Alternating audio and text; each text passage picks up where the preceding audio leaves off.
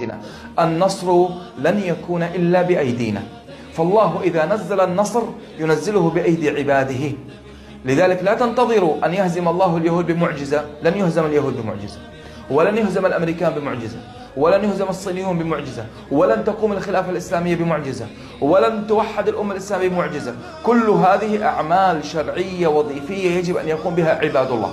لذلك حتى عندما حذر الله من ترك الجهاد وتوعد تاركي الجهاد ماذا قال؟ قال إلا تنفروا يعذبكم عذابا أليما، إلا تنفروا يعذبكم عذابا أليما ويستبدل قوما غيركم.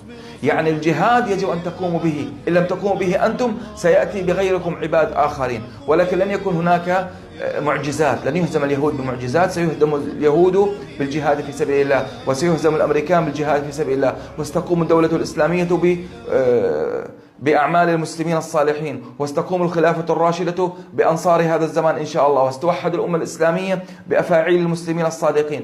لذلك لا تنتظروا معجزات، هذا انتظار المعجزات والتعلق بالغيبيات هذا ليس من سلوك المؤمنين. لذلك الله سبحانه وتعالى إلا تنفروا يعذبكم عذابا أليما ويستبدل قوما غيركم ولا تضروه شيئا، أي أن عقوبة ترك الجهاد ليست نزول معجزة، وإنما استبدالهم بقوم آخرين يجاهدون في سبيل الله. نعم في هناك تأييد إلهي، والتأييد الإلهي شيء والمعجزات شيء آخر. نعم الله يؤيد عباده المؤمنين، يؤيدنا بجنود الملائكة، يؤيدنا بثبات القلوب، يؤيدنا بدب الرعب في قلوب أعدائنا، يؤيدنا بالبركة في السلاح والمال والذرية، لكن قطعا لن يخوض أحد المعركة نيابة عنا. لا تنتظروا أحد أن يأتي ويخوض المعركة تحرير فلسطين نيابة عنكم، ولا تنتظروا من أحد أن يقيم الخلافة الإسلامية نيابة عنكم، ولا تنتظروا من أحد أن يسقط هؤلاء الحكام الظلمة نيابة عنكم. وهذه أول قاعدة علمها الله للصحابة قبيل معركة بدر: وتودون أن غير ذات الشوكة تكون لكم. الصحابة اللهم ارضى عنهم ظنوا أنهم بما أن الرسول معهم فستكون الانتصارات كلها معجزات وسهلة، لكن لا، الرسول نفسه عليه الصلاة والسلام لم ينتصر بدون قتال. يعني الرسول لو كان انتصار المسلمين على أعدائهم يكون فقط بالمعجزات. لماذا الرسول خاض معارك صلوات ربي وسلامه عليه؟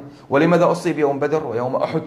ولذلك فنحن هنا نحذر من صعاليك القدرية الغيبية، نسميها القدرية الغيبية، هؤلاء الذين يجعلون الناس يعيشون في أوهام خروج المهدي وأوهام الغيبيات، هؤلاء نسميهم القدرية الغيبية. هؤلاء يريدون أن يقولوا لك كل شيء مقدر، اجلس أنت وما في الغيب سيأتي لوحده وفي قدره وفي زمانه وفي مكانه، وهذا محرم شرعا.